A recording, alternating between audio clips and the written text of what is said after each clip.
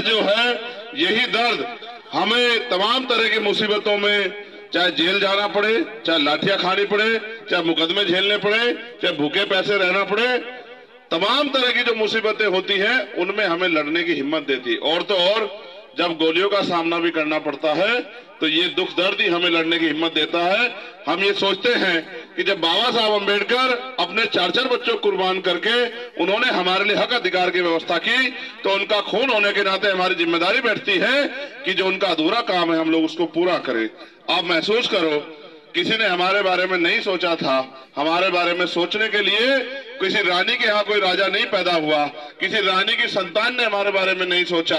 हमारे बारे में अगर सोचा तो हमारे बीच से निकले डॉक्टर बाबा साहब अम्बेडकर ने सोचा, जिन्होंने हमारे दुख तकलीफों को देखा और उन्होंने गुरु बनाया राष्ट्रपिता ज्योतिबा फूले को।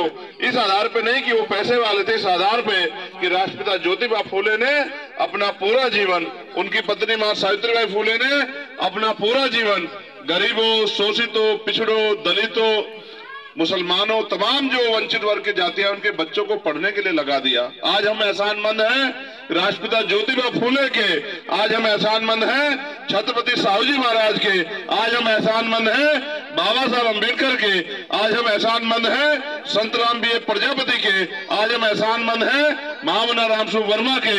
अगर इस देश में गरीबों, किसानों तक जमीन पहुंची तो जमींदारी उन्मूलन किया चौधरी चरण सिंह जी ने। अगर इस देश में दलित पिछड़े वर्ग की जातियों में नेता बनने का, अपनी आवाज उठाने का बल पैदा हुआ, तो वो बल पैदा किया मान्यवर काशीराम साहब ने, मान्यवर दीना भाना वाल्मीकि साहब ने। मैं नौजवानों से कह रहा था, आपको नहीं कह रहा हूं, आपको नहीं कह रहा हूं, इन्हें नौजवानों को कह रहा था कि माओ बहनों से साइड हो जाओ। आप बैठे रहो अपनी जगहों पे, भाई इधर हो जाओ बच्चों, उधर से हट जाओ, इधर हो जाओ, इधर हो जाओ, बस बस, बहुत अच्छे, बहुत अच्छे। ऐसा है, मैंने तो बचपन से सीखा कि माँ बहनों के सम्मान का ख्याल रखना चाहिए। इसलिए मैं आपको इशारा करता रहता हूं कि आपका पैर किसी माँ को ना लग जाए, किसी माँ को चोट ना लग जाए, किसी बहन को। इसलिए आप मेरी तरफ देखने के बजाय अपने आसपास देखा करो कि आपके हाथ पैर से किसी को चोट तो ना लग जाए। मैं जो करता हूं वो तो हमारे सब लोग जानते हैं, जो नहीं जानता आज के बाद वो भी अपने फोन में चंद्रशेखर आजाद को सर्च करके जान जाएगा। इस देश में सदियों सदियों हमने गुलामी की जिंदगी जी, रोए, चीखे, चिल्लाए, तमाम तरह की समस्याओं का सामना करा, लेकिन किसी ने हमारी सुनवाई नहीं की। जब बाबा साहब अम्बेडकर ने संविधान में हक अधिकार दिए तो हमें आरक्षण मिला। दलित आदिवासी लोगों को आरक्षण से हम लोग नौकरी लगे। आपके गांव में भी कुछ लोग नौकरी लगे होंगे। जब वो नौकरी लगे, उन्होंने अपने बच्चों को अच्छे स्कूल में पढ़ाना शुरू किया, अच्छा खिलाना पिलाना शुरू किया, तब हमारे घरों की दशाएं बदली। उसके बाद उनमें से कुछ लोगों ने बिजनेस किया, कुछ लोगों ने उद्योग किया, कुछ लोगों ने और कोई रोजगार किया, या कुछ लोग और नौकरी में गए। फिर उसके बाद 90-92 के दौर में मंडल कमीशन आके पिछड़े वर्ग के लोगों को आरक्षण की व्यवस्था हुई। जिन पिछड़े वर्ग के लोगों को जाति के आधार पर अपमानित किया जाता था, उनके बीच से भी डॉक्टर, इंजीनियर, IAS, IPS पैदा हुए। और अब इस देश में जिस संविधान की वजह से हमें स्वाभिमान सम्मान का जीवन मिला, उस संविधान को खत्म करने की तैयारी भारतीय जनता पार्टी RSS के लोगों ने कर ली है।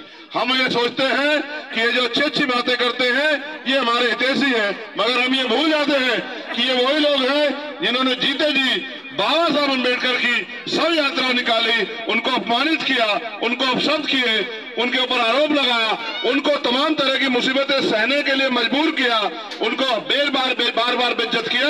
आप महसूस करो, जब आदमी कोई संकल्प लेता है तो इतने बड़े बड़े परिवर्तन होते हैं। जिसको स्कूल के बाहर बिठाया गया, जिसको मटकी छूने की इजाजत नहीं थी, उसने देश में करोड़ों करोड़ों अरबों अरबों लोगों को स्कूल में पढ़ने की आजादी दिलाने का काम संविधान के जरिए किया। धन्य हो डॉक्टर बाबा साहब अम्बेडकर, जिसको मटकी छूने नहीं दी गई, जो प्यासा रहा, जिसको जिस दिन चपरासी नहीं आता था तो जो प्यासा आता था अपने घर, उस बाबा साहब अम्बेडकर ने आज हमें किलने बिस्लेरी का पानी पीने की जो है आजादी दी। मैं धन्यवाद करता हूं बाबा साहब अम्बेडकर को, जिनको छूना भी पाप था, जिनको कोई सूरज की रोशनी में भी देखना नहीं चाहता था, उनको इंसानों जैसी जिंदगी दी बाबा साहब अम्बेडकर ने। लेकिन महसूस करो, आज इस तरह से भारतीय जनता पार्टी के लोग बार बार कहते हैं, और अभी 4-5 दिन पहले उनके एक नेता ने बयान दिया कि हम इस देश से संविधान को खत्म करना चाहते हैं, हमें 400+ सीटें चाहिए।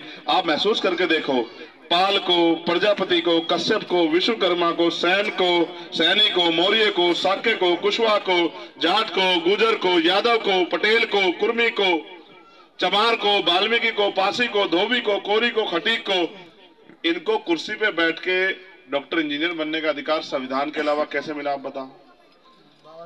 अगर संविधान नहीं होगा तो क्या इन लोगों को कोई कुर्सी बैठने देगा? आज भी देश में छुआछूत, ऊंच नीच भेदभाव है। मटकी छूने पे, घोड़ी पे बैठने पे, मूछे रखने पे आज भी हत्या होती है। आज भी जाति के आधार पे ऊंच नीच है। धर्म के आधार पे मुसलमानों को, सिखों को, जैनों को, बुद्धिस्टों को, ईसाइयों को किस तरह से उनके धार्मिक स्थलों को कुचला जा रहा है, ये भी देश देख रहा है।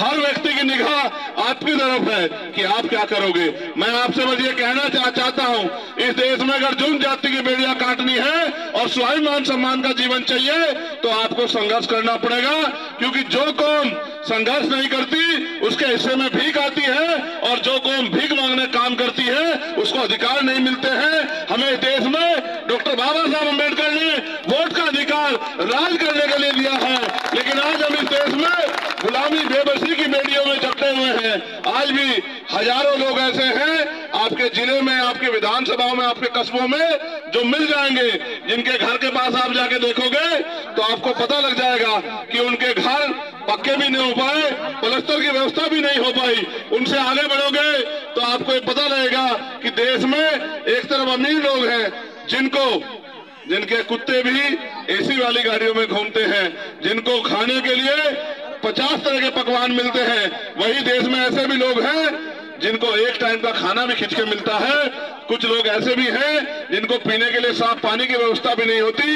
इस देश में जो गैर बराबरी है उसका अंत कोई और नहीं करेगा। अगर आप गैर बराबरी का अंत करना चाहते हैं, चाहे धर्म के आधार पे हो, चाहे जाति के आधार पे हो, चाहे आर्थिक आधार पे हो, तो आपको अपनी गुलामी की बेड़ियां काटनी पड़ेंगी। और बाबा साहब अम्बेडकर ने कहा, political power is the master की, राजनीतिक सत्ता वो चाबी है जो आपकी सारी परेशानियों का हल कर सकती है। अगर बाबा साहब अम्बेडकर कॉन्स्टिट्यूशन असेंबली में न जाते तो संविधान नहीं लिख पाते, और संविधान नहीं लिख पाते तो ये अधिकार नहीं मिलते। हमें इन अधिकारों की भी रक्षा करनी है और संविधान की भी रक्षा करनी है, और आने वाली पीढ़ियों के लिए आज के आधार पे कानून भी बनवाने हैं और कानून को लागू भी करवाना है। कानून सड़कों पे नहीं बनते, कानून सदनों में बनते हैं, और सदनों में आदमी जोरा मारी से नहीं जाता, वोट की ताकत से जाता है। आप जितने भी लोग यहाँ बैठे हो, आप अपने मन से महसूस करो, आजाद हुए 75 साल हो गए, कोई चुनाव के बाद 5 साल आपसे पूछने आया कि आपके घर में रोटी है या आपके घर में राशन है? कोई पूछने आया कि आपका पेट भूखा है या थका हुआ है? कोई पूछने आया कि बेटी की शादी करोगे, घर में पैसा है या नहीं है? बेटा का बीमार हो गया, कोई परिवार बीमार हो गया, इलाज के लिए पैसा है? कोई पूछने आया? इस देश में हम एक एक पैसा टैक्स के रूप में देके इन सरकारों को चलाते हैं, लेकिन जब ये सरकार पैसे का बंटवारा करती है, योजना बनाती है, तो हमारे बारे में क्यों नहीं सोचती? इसलिए नहीं सोचती, आपको गौर करना पड़ेगा। 17.5 लाख लोग हैं इस लोकसभा में। 3 बार उन्होंने यहां से एमपी चुन के भेजा, तीनों बार जिनको जूते खाने की आदत हो जाती है वो जूते ही खा के मानते हैं। जिनको स्वाभिमान सम्मान की कीमत पता होती है वो संघर्ष करते हैं, जिनके जीवन में समस्याएं होती हैं वो लड़ते हैं, और जो अपने माँ बाप के बारे में नहीं सोचते वो समाज के बारे में क्या सोचेंगे?